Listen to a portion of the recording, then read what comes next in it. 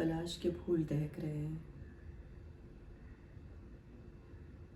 उन्हें देखकर ऐसा लगता है जैसे मानो वो सर से सुलग रहे हो। मैं जब उन्हें एक नज़र देखती हूँ तो मुझे ऐसा लगता है मेरे अंदर भी कुछ सुलग रहा है। कॉलोनी में ऐसे ढेर सारे पेड़ एक लाइन में खड़े रहते हैं चुपचाप। उन्हें देखकर ऐसा लगता है मानो वो सर पर अंगार लिए खड़े हों। फिर भी वो पेड़ बस चुपचाप खड़े रहते हैं, बिल्कुल नहीं चिल्लाते। चिल्लाती तो मैं भी नहीं हूँ, वरना हर किसी को पता नहीं चल जाता कि मेरे अंदर भी कुछ दहक रहा है।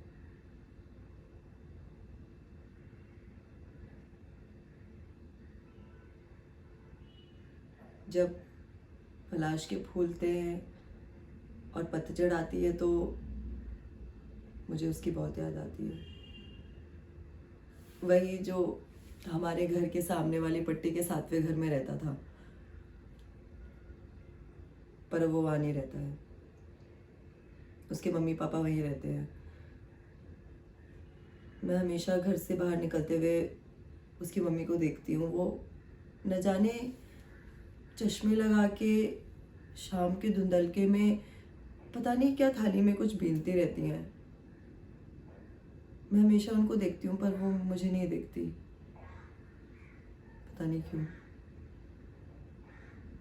शायद अभी नाराज है मुझसे। पता है जब पलाश के फूल खिलते हैं तब पतझड़ भी दस्तक देता है। कितनी अजीब बात है ना।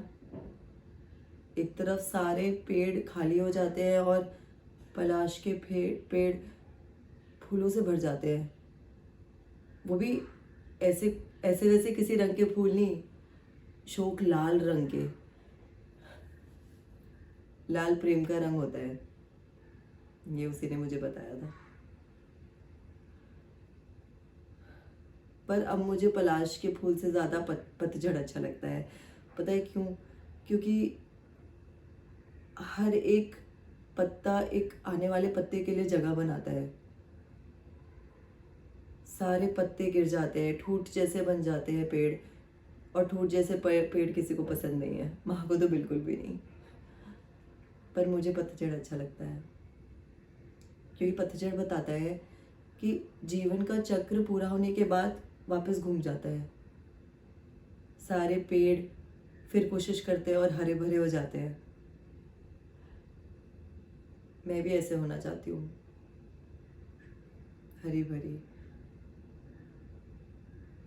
पर न जाने मुझे कोई रोक लेता है।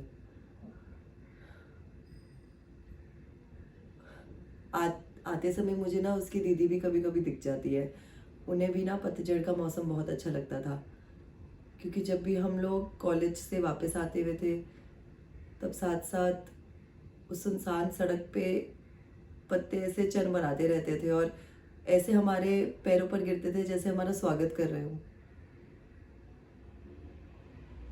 अभी मुझे कभी कभी आते जाते दिख जाती हैं, पर अब सिर्फ मुस्कुरा देती हैं, बात नहीं हो पाती हमारी। कभी कभी सोचती हूँ उनसे पूछूं कि पलाश पलाश के फूल बिनने चलेंगी मेरे साथ।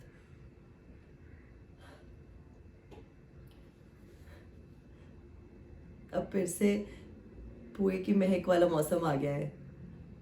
हर घर से जब पुए की मीठी मीठी महक आती है ना, वो मुझे बहुत अच्छी लगती है। वो अलग बात है कि अब मैं पुए नहीं खाती, किसी से नाराजगी है मुझे। मैंने ये तय किया है कि जब तक मुझे कोई मनाएगा नहीं मैं पुए नहीं खाऊंगी। पर ये बात ना किसी को पता नहीं है, क्योंकि घर पे तो मैं पूरा हाथ बटाती हूँ पुए बनाने में। पुए बनाने के लिए क्या बोलते हैं उसे, क्या कहते हैं उसे, वो घोल जो घोलते हैं, जो क्या बोलते हैं उसे, मैं भूल कैसे सकती हूँ। जो पोहे का घोल होता है वो घोलती हूँ मैं। और जब माँ गोल गोल पोहे को घी की कढ़ाई में डालती हैं तो उन्हें तल के सोने की रंगत में रंग के मैं ही तो बाहर निकालती हूँ। गुड़, गुड़ का घोल।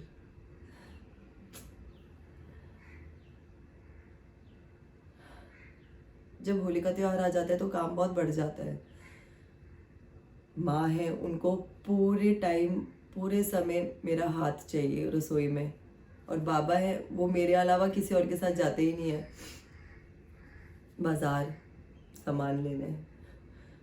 और दीदी, मेरी बड़ी प्यारी दीदी, उनकी तो पूछो मत, हमेशा मेरे साथ जाएंगी बाजार और हमेशा एक नया सलवार कुर्ता लेके आएंगी, एकदम सफ़ेद।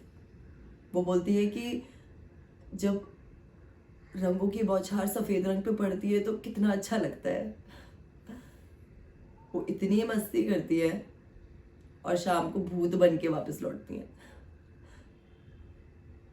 नहीं, लौटती थी, अब वो ससुराल में है और इतनी मस्ती नहीं करती। मेरे बाबा को तो गुलाल लगाना बहुत पसंद है। जब मैं भी होली खेलती थी ना तो बहुत सारे रंग लेके आती थी।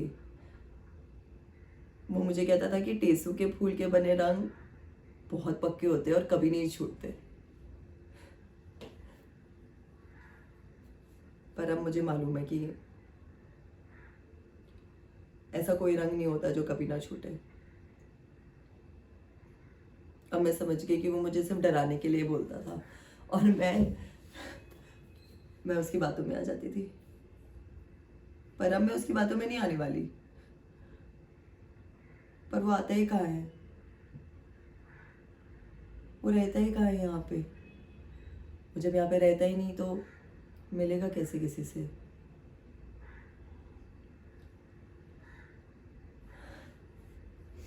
अब होली को सिर्फ एक हफ्ता रह गया है और मुझे उसकी बहुत याद आने लगी है। हमारी पहली बार पहचान होली पे तो हुई थी। उसके जो पिताजी थे वो नर्मदा डैम प्रोजेक्ट में सीनियर चीफ इंजीनियर थे और मेरे बाबा जूनियर इंजीनियर। उसके बाबा ऑफिसर थे, फिर भी हमारे घर आए थे बाबा से मिलने होली पे। वो भी पहली बार हमारे घर अपने बाबा के साथ आया था, एकदम एक ढीली निकर पहनकर। मैं और दीदी बहुत हंसे थे उस पे, बाबा के पीछे छुप छुप कर। उसके पापा को भी होली खेलना बहुत अच्छा लगता था। सबको इकट्ठा करके बहुत मस्ती करते थे। पर अब वो भी तो होली नहीं खेलते। मुझे याद है कुछ दिनों बाद ही हमारे एग्जाम्स थे और वो था कि पूरे दिन रंग में सना हुआ घूम रहा था। वो मेरी दीदी की क्लास में पढ़ता था और कस्बे के सबसे अच्छे स्कूल में, पर पढ़ाई में एकदम बुद्धू। उस साल क्या हुआ, वो फेल हो गया। मैंने और दीदी ने उसे बहुत चिढ़ाया था, फेलू फेलू कहकर। फिर वो मेरी क्लास में आ गया था और उसके पिता ने उसे मेरे ही सरकारी स्कूल में दाखिला दे दिया था। वो अपनी दीदी से पढ़ता नहीं था, इसलिए रोज पढ़ने मेरे घर आ जाया करता था। बेचारा मेरी दीदी के बराबर था, पर इतनी मार खाई उसने दीदी की कि बस। पर फायदा क्या हुआ, 12वीं पास, वो भी 3rd डिवीजन। मैंने कॉलेज जाना शुरू कर दिया और उसने पढ़ाई छोड़ दी। माँ उसे बिल्कुल पसंद नहीं करती थी, वो पढ़ता लिखता नहीं था ना, इसलिए। माँ को गधे बच्चे पसंद नहीं है। पर फिर भी वो रोज आया करता था और बहुत अच्छी अच्छी बातें किया करता था और धीरे धीरे माँ उससे प्यार करने लग गई। और मैं भी। पर मैंने ये बात किसी को बताई नहीं, दीदी को भी नहीं, सच्ची सच्ची। ऐसे ही एक पतझड़ के मौसम में जब ठंड की ठिठुरन नहीं होती और गर्मी की झुलस भी नहीं होती, तब एक दिन उसने मेरा हाथ पकड़ लिया कहा तो बहुत कुछ था एकदम मेरे कान के करीब आकर, पर अब मुझे कुछ भी याद नहीं। वो बचपन से ही मेरे घर आया करता था और मैं उससे बहुत ज़्यादा लड़ती थी, बहुत चिढ़ाती थी उससे। पर उस दिन के बाद मैंने उससे लड़ना छोड़ दिया बिल्कुल भी। वो ऐसा मौसम था जिस जिस समय पलाश के फूल मौसम को एकदम शर्मीला कर देते हैं। उस दिन उसने मुझे ये भी कहा था कि मेरे चेहरे पे भी 2 पलाश के फूल हैं, एकदम लाल। झगड़ा भी नहीं करती थी, और अब कॉलेज के बाद उसकी दीदी के साथ वापस लौटने के बजाय मैं एक्स्ट्रा क्लासेस के लिए रुक जाती थी, और किसी को नहीं पता चलता था क्यों। किसी को भी पता नहीं चला, मुझे भी नहीं। सर्दी के मौसम में वो मुझे अपनी बाहों में जकड़े रहता था ना जाने कितनी देर। और बारिश के मौसम में हम पुराने डाकघर की छत के नीचे न जाने कितने घंटे खड़े रहते थे। और गर्मी के मौसम में वो मुझे वहाँ ले जाता था, वहाँ जहाँ नदी के बांध का काम चल रहा होता था। अपने हाथों से मुझे नीचे उतारता और वहीं किसी सिमटी और बहती नर्मदा के बीच हम घंटों बैठे रहते और आसमान को पीला होते हुए देखते। तब तक बैठे रहते जब तक धूप पीली ना हो जाती। मैंने बहुत ऐसी शामें गुजारी उसके साथ, और आसमान के कोने सुनहरे होते हुए देखे।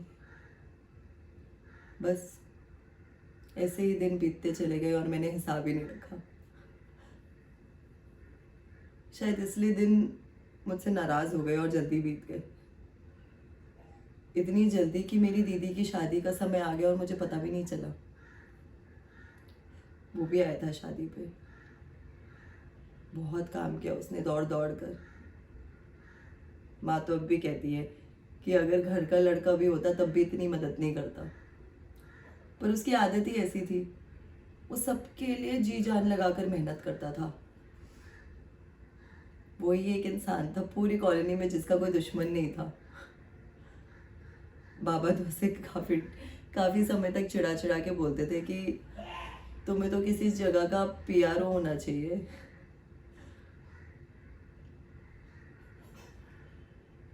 आज भी लोग उसे बहुत याद करते हैं, बहुत प्यार करते हैं। वो यहाँ पे रहता नहीं है, फिर भी हर दिन उसे याद करते हैं। माँ बाबा भी उसे बहुत ज़्यादा याद करते हैं, पर किसी से कुछ कहते नहीं हैं।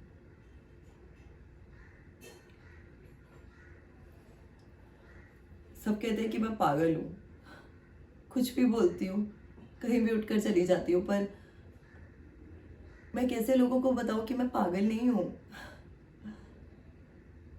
मैं कुछ समय पहले तक पास के एक स्कूल में पढ़ाने जाती थी बच्चों को, पर अब नहीं जाती।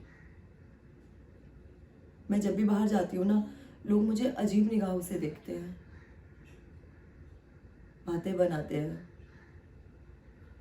पर मुझे किसी की परवाह नहीं, मुझे फर्क नहीं पड़ता। कभी कभी मैं उठकर पुराने डाकघर तक चली जाती हूँ।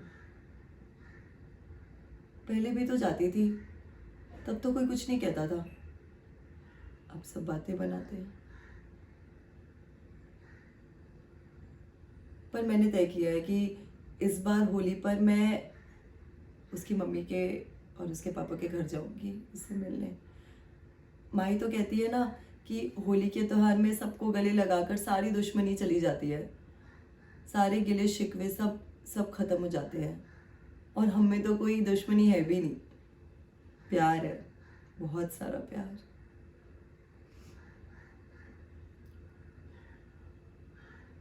इस बार जब होली पूजन होगी और लकड़ियों में आग लगाई जाएगी तो मैं चिल्लाकर भागूंगी नहीं,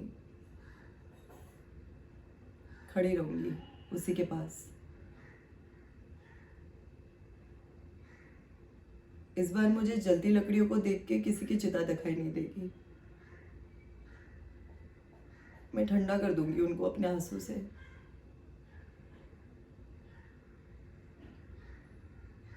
मैं भूल जाऊंगी कि मैंने 4 साल पहले इसी फागुन के मौसम में उसे आखिरी बार देखा था, होली पूजन के वक्त। वो चुपचाप जमीन पर लेटा हुआ था, अपने मनपसंद रंग में रंगा।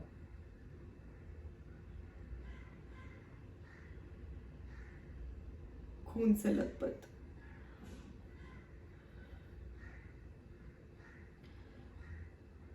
उसकी मम्मी कहती है कि वो मेरे लिए टेसू के फूल इकट्ठे करने गया था, पर माँ कहती है ऐसा कुछ भी नहीं है। वो दोनों बस झगड़ते ही रहे और किसी ने मुझसे कुछ पूछा भी नहीं। वो ऐसे ही चुपचाप चला गया, बिना कुछ बोले, बिना मुझे कुछ बताए। उस दिन उसका शरीर जला और अगले दिन तक हम सब बेरंग बैठे रहे अपने अपने घर।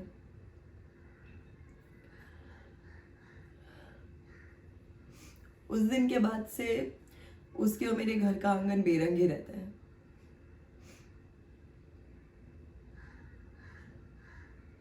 पर मैंने इस बार सोचा है कि इस साल होली के दिन जब सब रंग में सरोवर होंगे तो मैं एक गुलाल की पुड़िया लेकर उसके घर जाऊंगी। और मुझे पूरा यकीन है कि उसकी माँ मुझे देखते ही अंदर ले लेगी और एक पोए की थाली मेरे हाथ में पकड़ाकर पीछे से मेरे गाल रंग कर देगी। मैं उन पे बिगड़ूंगी और वो हंसते हंसते दौरी हो जाएंगी फिर से।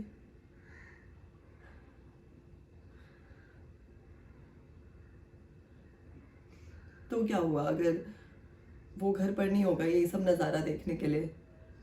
उसकी तस्वीर तो होगी ना वहाँ, और मेरे पोए खाने के चटोरेपन पे हंसेगी भी। जब मैं पानी से बचने के लिए आंगन में दौड़ूंगी तो उसकी काले रंग की टूटी हुई बाइक तो होगी ना वो वहीं पे, ये सब देखने के लिए।